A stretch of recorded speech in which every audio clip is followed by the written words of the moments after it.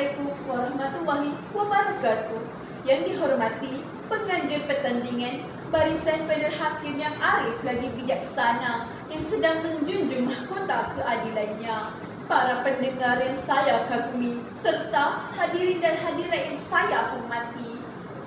Jauh berlayar si pedagang Cina, singgah di Melaka menjual sutera. Industri sawit banyak kebaikannya, marilah kita sama-sama menghayatinya.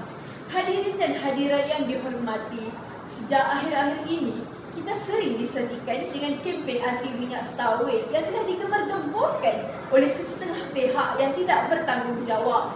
Kempen-kempen seperti ini sedikit sebanyak boleh mendatangkan tanggapan negatif dan kebimbangan yang tidak berasas kepada para pengguna hasil sawit.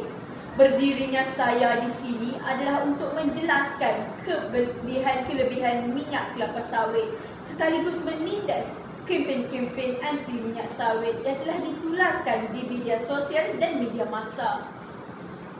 Sawit merupakan satu anugerah yang amat berharga. Daripada setandan biji sawit yang masak kemerah-merahan, pelbagai hasil yang dapat kita manfaatkan sebagai pengguna. Salah satu produk utama industri sawit adalah minyak kelapa sawit. Malaysia merupakan salah sebuah negara pengeluar utama minyak kelapa sawit. Jika kita perhatikan, rata-rata rumah, kedai makan, restoran di dalam negara menggunakan hasil daripada buah sawit sebagai bahan utama untuk memasak, menggoreng, malah digunakan dalam industri pembuatan kek. Minyak sawit memang digunakan secara meluas dalam bidang penyediaan makanan disebabkan kualitinya yang lebih baik berbanding minyak-minyak yang lain seperti minyak jagung, minyak bunga matahari dan minyak bijan. Hadirin dan hadirat sekalian, bagi kajian telah menemukan komposisi minyak sawit mempunyai banyak khasiat dan kebaikan.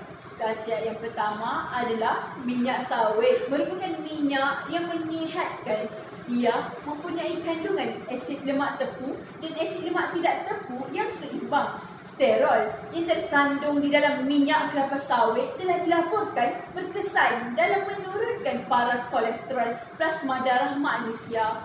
Oleh itu, minyak kelapa sawit sememangnya tidak mengandungi kolesterol dan asid lemak trans seperti yang telah diwakilkan kepada kita selama ini. Kebaikan yang kedua, minyak kelapa sawit sangat sesuai untuk masakan dan penggorengan.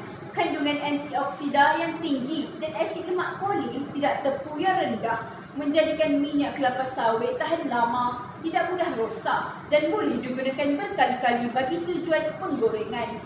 Ini secara tidak langsung dapat menjimatkan perbelanjaan bagi seisi rumah di samping harga jualan minyak sawit yang adalah lebih murah berbanding minyak-minyak yang lain. Kebaikan yang ketiga, minyak kelapa sawit mengandungi karotenoid dan kaya dengan vitamin E. Karotenoid merupakan pigmen yang memberikan ciri-ciri warna oranye merah untuk minyak kelapa sawit yang mentah.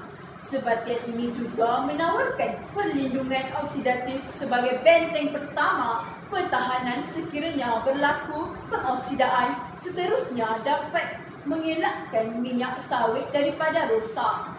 Ia juga berperanan memberi kesan perencatan ke atas perkembangan kanser tertentu. Vitamin E pula berperanan sebagai antioksidan yang memberikan kesan kestabilan ke atas kemerosotan keadaan oksidatif minyak. Bagi manusia, vitamin E berperanan dalam meningkatkan imunisasi badan bagi melawan jangkitan penyakit. Sudah tentunya dengan penggunaan minyak sawit yang kaya dengan vitamin E memberikan manfaat yang besar kepada manusia. Kesimpulannya, minyak kelapa sawit banyak memberikan manfaat yang sangat berguna kepada manusia, terutamanya berdasarkan kebaikan dan khasiat yang telah dinyatakan tadi. Hujah-hujah di atas dapat menangkis kempen-kempen anti minyak sawit yang telah memberikan gambaran tidak tepat mengenai minyak kelapa sawit. Bab kata pepatah, bagi langit dengan bumi, Kita sebagai rakyat Malaysia haruslah bersyukur dan menghargai anugerah besar yang ada di negara kita. Sekian, wabillahi taufiq wal hidayah. Assalamualaikum warahmatullahi wabarakatuh.